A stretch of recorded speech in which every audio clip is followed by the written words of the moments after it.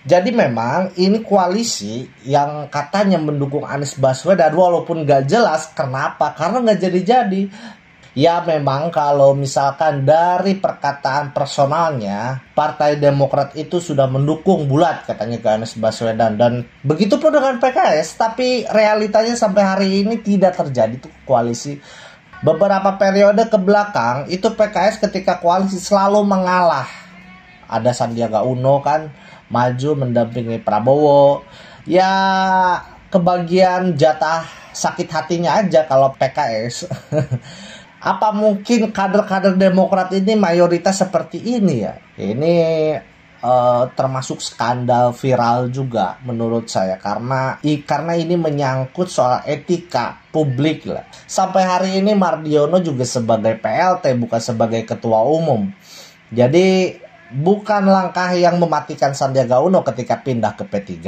Kalau nggak salah ada respon dari Gerindra itu kalau misalkan Sandiaga Uno jadi cawapres jangan kampanye seperti Anies Baswedan. Itu saran yang diberikan oleh Gerindra kepada Sandiaga Uno. Seharusnya sih kehilangan sosok Sandiaga Uno ini menjadi pukulan telak ya bagi Gerindra. Apalagi kalau misalkan nanti pada saat kontestasi ini tidak berkoalisi dengan Gerindra. Pilihannya hanya dua, apakah nanti bergabung dengan koalisi KIB ataukah dengan koalisi Indonesia Raya dengan Gerindra, PKB.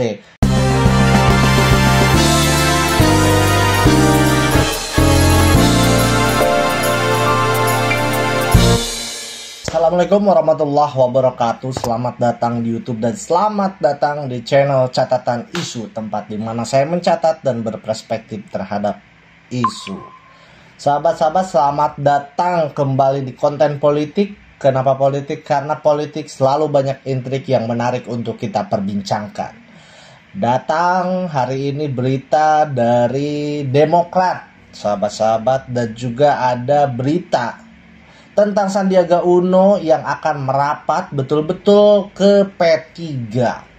Nah, terus juga terakhir kita akan juga menyaksikan soal PDIP yang akan mengumumkan capresnya di HUT ke-50.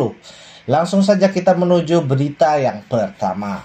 Nah, sahabat-sahabat, pertama ini soal PDIP, soal Nasdem dan PKS yang tak kunjung resmi. Koalisi Nasdem, Demokrat, PKS itu diduga tunggu manuver PDIP. Ya, kita baca beritanya.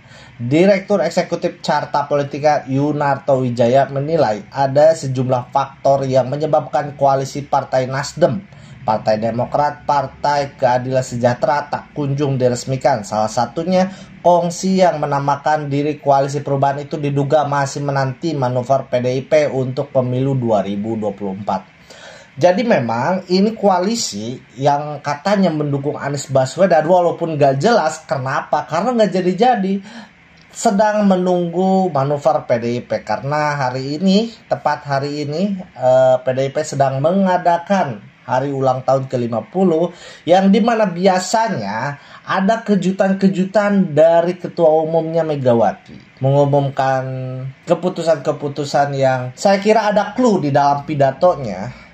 Mungkin menunggu itu. Ini menjadi alasan mungkin dari berita kenapa koalisi ini belum saja deklarasi. Padahal waktu-waktu yang lalu beberapa politisi dari Demokrat, dari Nasdem, dari PKS itu sempat ngomong mengumbar-umbar bahwa akhir tahun di bulan Desember itu akan deklarasi, memutuskan kalau misalkan PKS dan Demokrat itu bulat mendukung Anies Baswedan. Ya memang kalau misalkan dari perkataan personalnya, Partai Demokrat itu sudah mendukung bulat katanya ke Anies Baswedan. Dan begitu pun dengan PKS, tapi realitanya sampai hari ini tidak terjadi tuh koalisi. Sempat mau tanggal 10 November gak jadi, sempat juga mau akhir Desember ini gak jadi juga, sampai hari ini gak jadi-jadi. Apa mungkin ini ada clue untuk pindah koalisi. Ini menurut Carta Politika nih ya. Terus juga ada dari Ray Rangkuti, jika tidak jadi cawapres ada kemungkinan Partai Demokrat keluar koalisi. Jadi PKS dan Demokrat itu sama-sama kekeh, sama-sama kuat mempertahankan jabatan cawapresnya. Kalau misalkan dari PKS ingin Aher, kalau dari Demokrat ingin AHY. Wajar memang kalau misalkan PKS itu mati-matian mempertahankan Aher jadi cawapres, atau dari PKS lah gitu. Karena beberapa periode ke belakang itu PKS ketika koalisi selalu mengalah. Ada Sandiaga Uno kan maju mendampingi Prabowo. Ya kebagian jatah sakit hatinya aja kalau PKS. Nah ini juga kader dari Demokrat nih. Ogah minta maaf, wali kota Tegal asal Demokrat joget harus totalitas. Nah ini kasus wali kota Tegal Dedi Ion Supriyono asal Demokrat. Ogah minta maaf setelah joget tak senonoh.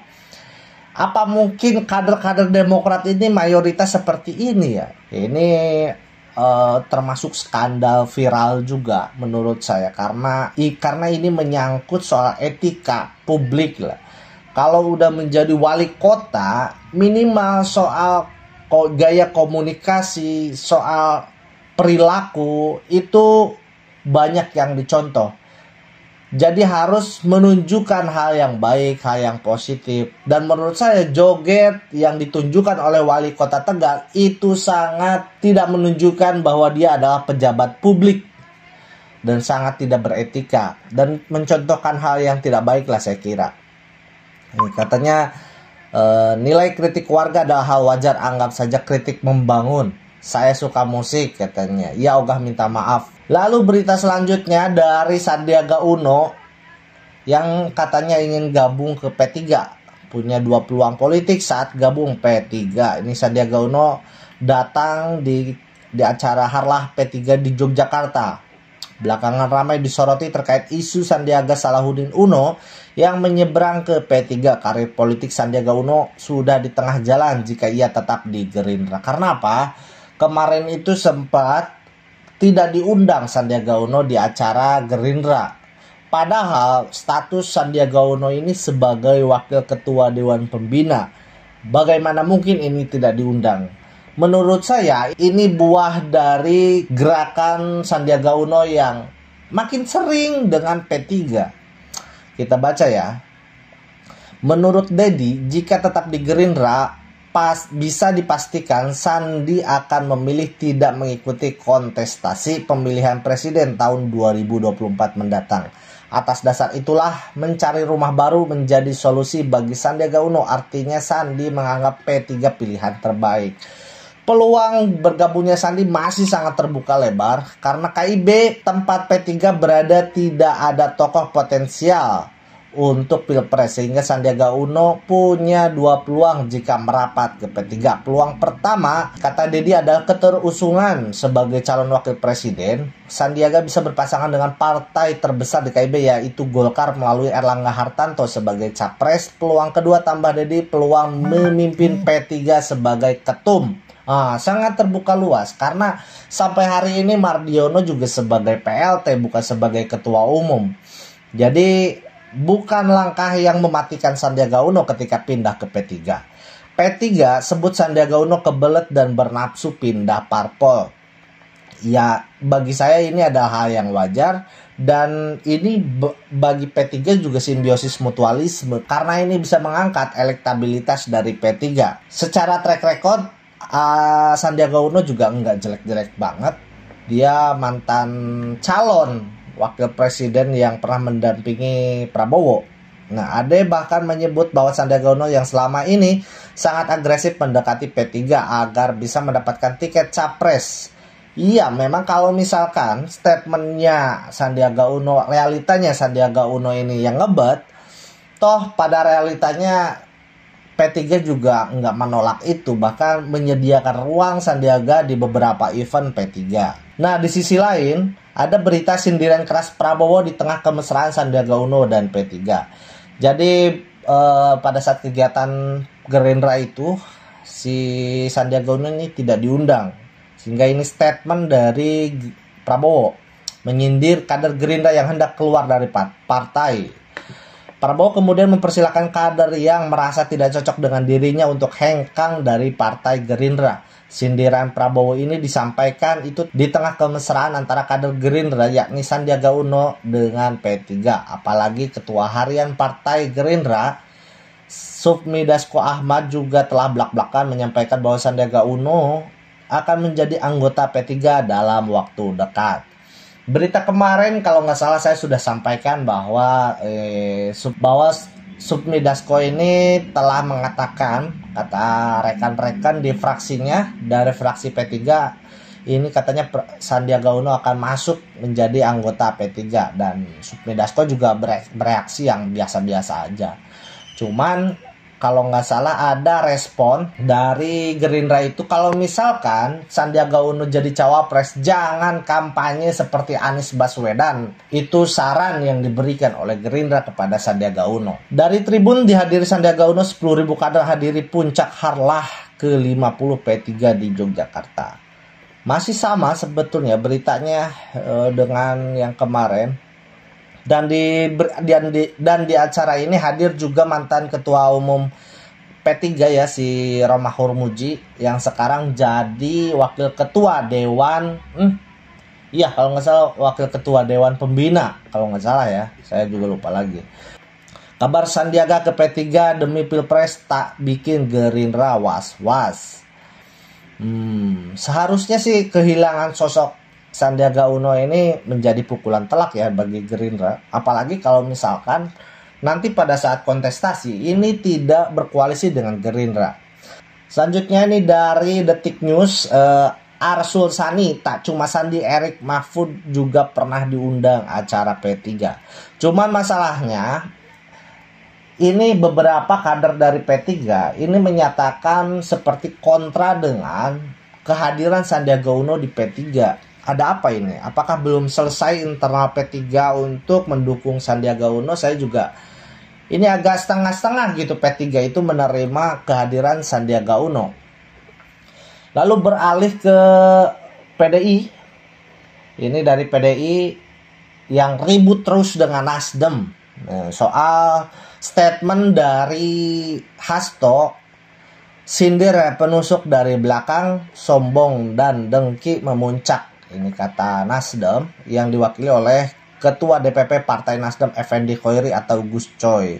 Katanya apa yang perlu ditanggapi? Itu kan perasaan dia, insinuasi dia, kekhawatiran dia yang berlebihan. Bahkan mungkin sifat kesombongan dan kedengkian dia yang memuncak. Ini kata Gus Coy menanggapi perkataan dari Hasto yang mengatakan ini Nasdem ini menusuk dari belakang karena mendeklarasikan Anies Baswedan, yang menurut PDIP Anies Baswedan ini berseberangan dengan PDIP. Jadi keributan antara dua partai ini yang kita tahu bahwa Nasdem ini pengusung Jokowi ini semakin kencang, apalagi menjelang reshuffle yang katanya akan mereshuffle 3 menteri dari Nasdem. Sampai hari ini belum terjadi, belum terlihat berita reshuffle di media-media. Mungkin semakin kesini semakin teredam, apalagi berita soal PDIP yang merayakan HUT ke-50 yang mungkin akan mengumumkan nama capres dan cawapres. Tapi kalau misalkan dilihat-lihat ini PDIP juga harus berkoalisi dengan partai lain. Gak mungkin kalau misalkan PDIP berjalan sendiri, karena ya akan sulit nanti akan bersaingnya di capres nanti. Kalau misalkan nanti satu pasang, pilihannya hanya dua, apakah nanti bergabung dengan koalisi KIB ataukah dengan koalisi Indonesia Raya dengan Gerindra PKB. Cuman masalahnya kalau misalkan PDIP gabung dengan Gerindra PKB, ini PKB pun kayaknya bakal hengkang dari koalisi itu. Karena apa? Karena yang digadang-gadang Caimin menjadi cawapresnya Prabowo akan tersingkir, akan terancam. Jadi bukan hal yang tidak mungkin pada akhirnya nanti Gerindra akan berkoalisi hanya dengan PDIP. Ya kita lihat aja nanti sepak terjang PDIP setelah pidato Megawati di HUT PDIP ke-50. Jadi itu aja untuk video kali ini. Ditutup. Allahumma fiq ila qomitariq. Wassalamualaikum warahmatullahi wabarakatuh. Bye.